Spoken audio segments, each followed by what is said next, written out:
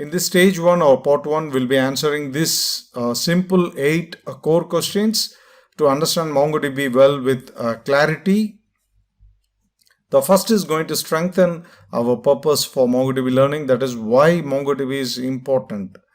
After seeing the facts about MongoDB's importance, we'll be answering about key features of MongoDB to focus it, as well as why it is different from traditional databases. Following question 1 and question 2, we'll be seeing the most important and the easiest among all these questions, that is how to install MongoDB. Installation of MongoDB is simple and straightforward, not complex like that of SQL Server or Oracle. We'll be demoing how to install MongoDB on 3 different platforms: Windows, Mac, and Linux. After installation, we'll be seeing about the details of the tools bundled in the installation package in question number 4.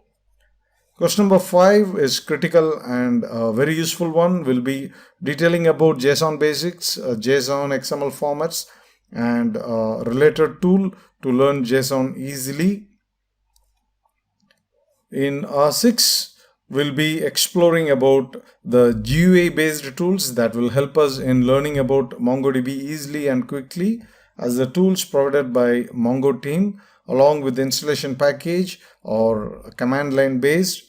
The GUI tools will sure speed up the learning process for beginners. Next, we'll be doing the main thing, that is the CRUD operations in MongoDB. We'll create, update, delete, and retrieve documents. In the question number 8, we'll load the test data to MongoDB so that we can use them to learn about query operations. We'll be using the test data provided by MongoDB team, as well as the famous Northwind sample data similar to that of Microsoft SQL Server.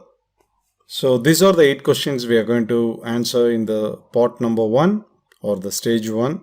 These are very simple and very interesting things. This forms a basis for MongoDB learning.